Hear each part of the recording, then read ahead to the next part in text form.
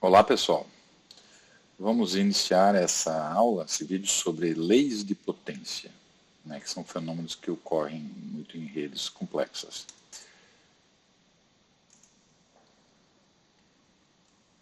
Então vamos falar uma introdução sobre esse aspecto, falar um pouquinho sobre distribuição de probabilidade, nós vamos usar mais uma visão geral assim, e depois leis de potência e escalas logarítmicas. Eu só gostaria de falar, tem alguns livros interessantes para entender um pouco essa questão da aleatoriedade. Esse livro aí, O Andar do Bêbado, ele é bem interessante. E outro que é muito interessante mesmo é esse livro de Black Swan, que a ideia dele é que cisnes negros não são comuns na natureza. Na verdade, não eram comuns até que quando eles descobriram a Austrália, descobriram que havia cisnes negros. Então, o que ele chamou, né, esse Taleb chamou de cisne negro em eventos que têm três características que são muito improváveis de ocorrer. Eles são imprevisíveis, têm um impacto muito alto e depois que ocorre, as pessoas tentam encontrar explicações para parecer que são menos improváveis. E tem vários eventos na natureza que são assim, né, muito difíceis de ocorrer. Ele dá uma visão geral sobre a questão de probabilidades e distribuições, etc. Bom, vamos lá. Tem uma lei que provavelmente vocês já ouviram, né? A lei de 80-20. 80% do tempo você perde fazendo 20% do trabalho, várias coisas assim, né? E um dos que ajudaram a cunhar isso foi o economista italiano, o Vilfredo Pareto. Então ele era um economista, mas ele viu na jardinagem que 80% das ervilhas vinham de 20% das vagens. E ele achou em várias outras áreas. Ele ficou até famoso porque ele tratou com questões econômicas, entende? Ele diz: 80% da terra está na mão de 20% da população, 80% do lucro de 20% dos empregados, 80% dos problemas, 20% dos clientes, 80% das decisões em 20% da reunião. Isso é uma verdade. 80% dos crimes são cometidos por 20% dos criminosos e assim vai. Na verdade, esse número 80-20 não tem muita coisa especial, não é sempre 80-20, né? Mas quer dizer que muitos fenômenos ocorrem por pouco tempo, poucas pessoas. É basicamente isso, essa relação do muito e do pouco. E Pareto ficou famoso, né, o pessoal chama lei de Pareto aí, porque tem uma distribuição de probabilidade que chama de Pareto, tem outras também que ela dita como tendo cauda pesada, que significa que tem eventos que são muito diferentes, mas que eles têm uma probabilidade não nula de ocorrer. O pessoal fala, por exemplo, comprar na internet tem a questão do Pareto, por exemplo. Você vai numa livraria física, você não encontra um livro mais raro, mas na internet você encontra. Aquele livro é muito raro, quer dizer, a probabilidade de alguém procurar aquele livro é muito baixa, mas tem alguém que procura. Só que então, numa livraria física, eles não vão manter aquele livro, mas na internet você consegue. Então, tem sido usado nesse contexto. E outras áreas é um pouco diferente, né? Então, assim, por exemplo, 80% dos links, 15% das páginas, 80% da citação, 38% dos cientistas, não é bem 80-20, né? Sempre.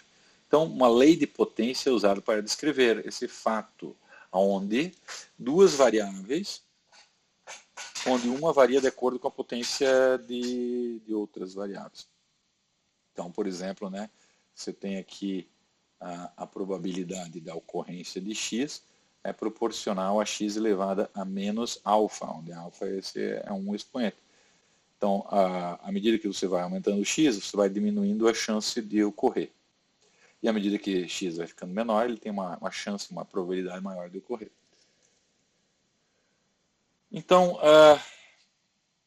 você, em sistemas complexos, né, em redes complexas por consequência, você tem interações que ocorrem de maneira não linear.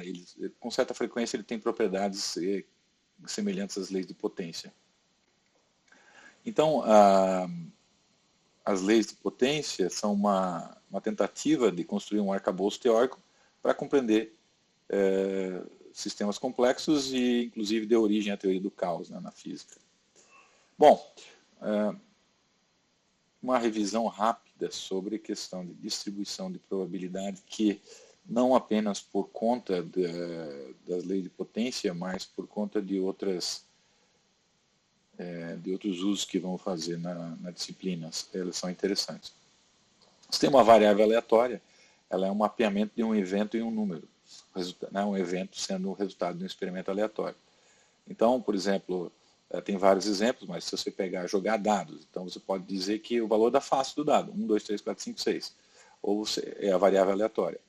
Ou outra variável pode ser 0 se o valor for de 1 a 3 e 1 se o valor for de 1 a 4. Ou pode ser 0 se for par, 1 se for ímpar. Então, você pode ter várias variáveis aleatórias diferentes que são mapeamentos do mesmo evento, do mesmo experimento aleatório. Tá?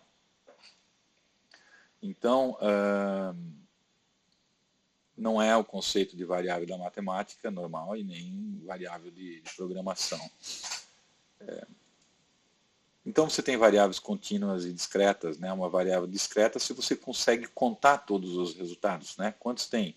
Quantas pessoas vieram? 1, 2, 3, 4, 5, 6, 7, 8, 9, 10. Né?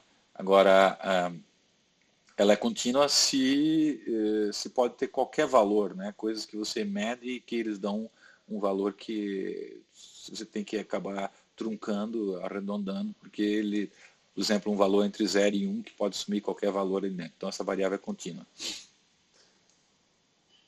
Distribuição de probabilidade, então ela descreve a chance de uma variável aleatória ter um valor dentro de um espaço. Ou seja, tem os vários valores que podem assumir. Por exemplo, qual é a chance de um dado ele ter o valor 1? Então, a probabilidade varia de 0 a 1, né? Então, 1 é 1/6 se o dado não tiver viciado, assim como 2, 3, 4, 5, né?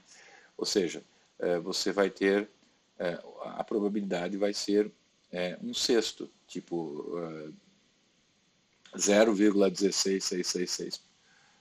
Vai ser a probabilidade. Agora, qual é a probabilidade do dado dar um valor que seja 1, 2 ou 3? Ou seja, 1, 2 ou 3. Vai ser 0,5, porque a probabilidade de 1, de 2 e de 3, né, somadas, então vai dar 0,5. Bom, uma variável discreta, você tem uma tabela, no caso, por exemplo, do dado. Você tem uma tabela especificando a probabilidade. Então, a probabilidade 1 é tal, a probabilidade 2 é tal, a probabilidade 3 é tal. Você vê que tem certos casos, não é sempre igual, né? A probabilidade não é sempre igual de ocorrer. Mas em outros casos ela é, como no caso do dado. E uma variável contínua é uma função. É uma função que especifica a probabilidade de qualquer intervalo. Ou seja, dentro daquela função, qual é a probabilidade da ocorrência daqueles valores naquele intervalo. Daí você tem que somar os valores. Então, quer dizer, você resolve isso, né, usando cálculo. Por exemplo, você tem uma função de densidade de probabilidade, que é uma função que descreve a possibilidade de uma variável aleatória assumir algum valor específico. Então, por exemplo, isso aqui é a distribuição de probabilidade normal, que tem essa forma de sino. Então, ele vai dizer o seguinte, olha, ela tem uma média e um desvio padrão. Por exemplo, nesse caso aqui, você tem média 0 e desvio padrão 1, que é a distribuição normal padrão. E ela é conhecida porque 68% dos valores estão entre um desvio padrão da média. Né? É a variável, é a distribuição normal. E essa dá a densidade, quer dizer, você vê que a maior parte dos valores da probabilidade, eles se concentram aqui ao redor da média. À medida que você vai se afastando da média, tem uma probabilidade menor. Veja que essa curva, na teoria, ela nunca encosta aqui na reta, de maneira que você vai infinitamente para lá e teria uma probabilidade de ocorrer. Só que no caso da distribuição normal, a partir do momento que você tem 4 desvios padrão, basicamente já é praticamente nula. A questão, por exemplo, das distribuições que são de cauda pesada é que aqui você vai e continua tendo uma probabilidade razoável de ocorrer. Já no caso de uma função de massa de probabilidade, é uma é uma tabela do tipo, o valor 1 tem probabilidade 0,2, o 3, 0,5, o 7, 0,3, nessa minha variável aleatória aqui. Só tem 3 valores possíveis e eles têm essas probabilidades. Se soma todas as probabilidades, tem que dar 1, no caso da função de massa de probabilidade, para variáveis discretas, e no caso de variáveis contínuas, né? Se você somar de menos infinito a mais infinito, ou seja, se faz a integral de menos infinito a mais infinito, vai dar 1. Tem que dar 1. Então essa é a regra das probabilidades. Aí você tem outra questão também, que é a distribuição acumulada de probabilidades, né? Em inglês é chamada de CDF. Ele diz o seguinte, até aquele ponto, quanto que você tem de probabilidade, ou seja, qual é a probabilidade de uma falha ocorrer de tantas em tantas horas, qual é a probabilidade de um aluno tirar uma nota tal, qual é não sei o que, até tal, né? Porque você dizer qual é a dele tirar uma nota, digamos assim, menor ou igual a 7, menor ou igual a B, menor ou igual a A. Quer dizer, então você vai somando. Por exemplo, esse aqui é a distribuição, a distribuição acumulada de probabilidade da normal. Então, por exemplo, você tem aqui várias normais com a média zero e com vários desvios padrão. Então, dá para ver que elas mudam. E se essas todas aqui que tem a média zero, o que dá para ver é que abaixo de zero você tem 0,5 de probabilidade, 50% de chance, e acima de zero você tem o outro 0,5, porque ela é simétrica, né? A distribuição normal ela é simétrica, então você tem a média aqui e dos dois lados você tem 50% de chance, 0,5 de probabilidade de cada lado. Claro, se for a média 0,2, vai acontecer com o 0,2 a mesma coisa, vai estar no 0,5 aqui. Então, a pergunta que você faz é, por exemplo, nesse caso de ter a linha vermelha, né, com média 0 e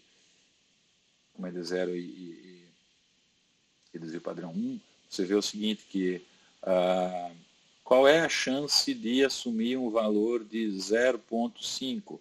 Então você vem aqui de até 0,5, né? Então quando você vem aqui, você bate aqui, você diz assim, é mais ou menos 0,9.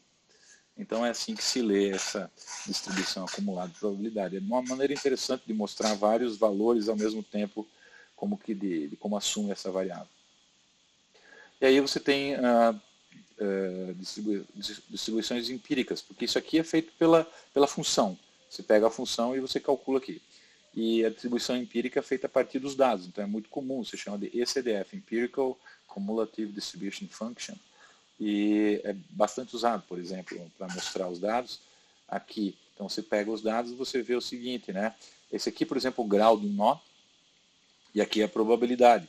Então você vê que esses usuários aqui, eles têm assim, 0,8 de o nó ter um grau menor ou igual a 9. Só que de 0,8, se for outro tipo de usuários, que é chamado de semeadores, eles têm já, sei lá, 700, grau 700. Então esses caras aqui têm um grau muito maior do que os outros. Esse aqui está mostrando essa distribuição, tá? Outra questão importante é entender o que é um histograma, que é uma representação gráfica dos dados. Ele é um gráfico de frequência, de valores específicos ou de intervalo. Quantas vezes aquele valor acontece? E ele dá uma estimativa da densidade de probabilidade de uma variável contínua. Por exemplo, isso aqui é a distribuição de Poisson, que eu gerei no R, e, por exemplo, eu coloquei uma média, né, esse parâmetro lambda aqui, de 100, que ele também indica a média, e aí você vê como ela se comporta, né, mais ou menos desse. Alguém vai dizer que isso é uma normal. Não, mas essa Poisson é uma distribuição discreta, ela tem valores discretos. 1, 2, 3, 4, 5. Poisson é usado para contar quantas vezes as coisas aconteceram, por exemplo. E aí aqui você pode plotar com uma frequência, então você vê que 40 mil vezes ele ficou nesse espaço aqui, né, e aí ele vai descendo. Ou você pode plotar também como uma densidade, ou seja, de 0 a 1. Então aqui, por exemplo, 4% dos valores estão nesse intervalo aqui, e aí vai descendo, e tem outros, né? Eu dividi em 100 intervalos. Em 100 intervalos, que em inglês chama de beams, 100 beams. Já uma distribuição uniforme, né, por exemplo, de 0 até 10, você vê que, gerado aí uma quantidade grande de valores, basicamente, né, eles têm a mesma ou probabilidades equivalentes de ocorrência. A exponencial, ela tem essa queda aqui, né? Então você vê que se aqui esse parâmetro ele é 10, que ele é basicamente a média, você tem 10 está mais ou menos aqui, então você vê que a maior parte dos valores está antes da média, mas tem valores que acontecem depois da média, até 12 vezes, 15 vezes da média ainda é possível. Vê que aqui já começa a ter uma cauda um pouco mais pesada, mas na verdade não é, né? A exponencial não é uma distribuição de cauda pesada. Para ser uma distribuição de cauda pesada, teria que ir até 1.000.000 aqui, por exemplo. Então, se fosse até 1.000.000, aí poderia dizer que ela é de cauda pesada, como o Pareto. E essa é a distribuição normal que a gente já viu, né? Aqui é o histograma da distribuição normal. Bom, então é isso. Essa foi uma introdução só. Até o próximo vídeo, quando a gente vai abordar as leis de potência e as escalas logarítmicas.